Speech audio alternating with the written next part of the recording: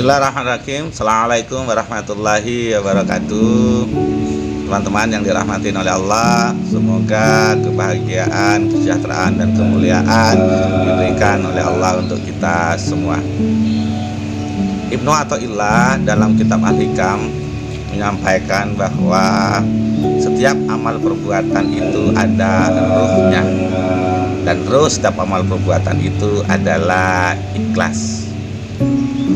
Jadi kalau kita melakukan amal perbuatan yang diridhoin oleh Allah dan kemudian tidak ikhlas, itu berarti amal perbuatan kita tidak ada ruhnya.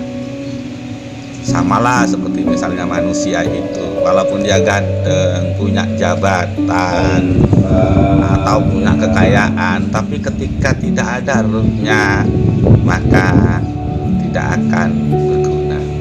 Para ulama itu membagi ikhlas ada tiga. Yang pertama adalah ikhlasnya orang-orang yang beribadah kepada Allah, yaitu orang yang mengerjakan amal perbuatan yang pengen surga dan takut neraka.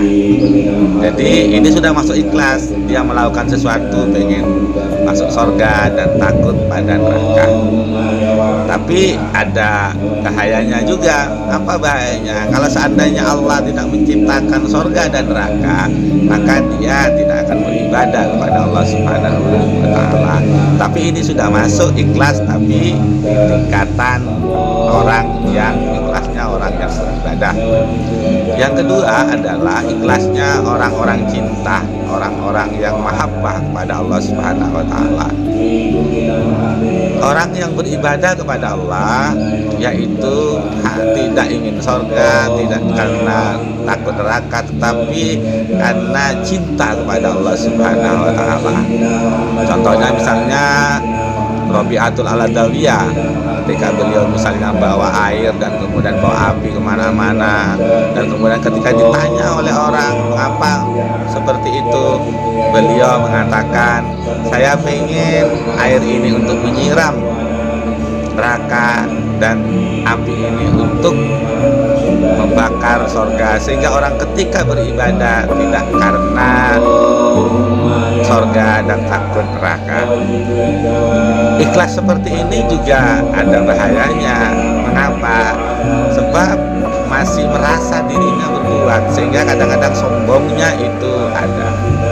Sedangkan ikhlas yang ketiga itu jelas orang yang sadar kepada Allah, orang-orang arifin, orang yang beribadah kepada Allah, yang diniatin untuk Allah Subhanahu wa Ta'ala, dan ketika mampu berbuat itu merasa diberi kemampuan oleh Allah, diberi kekuatan oleh Allah, merasa ini fadl dari Allah Subhanahu wa Ta'ala. Ikhlas yang seperti ini adalah ikhlas yang luar biasa. Kalau kita mampu melakukan apapun yang kita lakukan untuk beribadah kepada Allah dan merasa diberi kekuatan oleh Allah, itu luar biasa dampaknya, luar biasa pengaruhnya. Kita pernah dengar cerita bagaimana seorang pelacur yang memberi makan atau minum anjing, kemudian diampunin dosanya oleh Allah Subhanahu wa Ta'ala. Mengapa? Karena ketika melakukan itu diniatin untuk beribadah kepada Allah dan merasa diberi kekuatan oleh Allah. Apa dampaknya? Luar biasa. Dosa pelacur ini diampunin oleh Allah Subhanahu wa Ta'ala dan diberi rahmat dan dimasukkan surga oleh Allah Subhanahu wa Ta'ala. Apa artinya, teman-teman? Kalau memberi minum anjing dilakukan dengan niat ibadah kepada Allah dan merasa diberi kekuatan oleh Allah, itu luar biasa. Apalagi kalau kita sholat, bersedekah, membantu orang, tunduk pada orang tua, belajar, dan banyak perbuatan yang lain ketika diniatin untuk Allah dan merasa diberi kekuatan oleh Allah, itu akan luar biasa. Ini memang mudah di teori, tetapi pelaksanaannya perlu latihan, perlu perjuangan. Tetapi yakinlah kalau kita sungguh-sungguh akan bisa.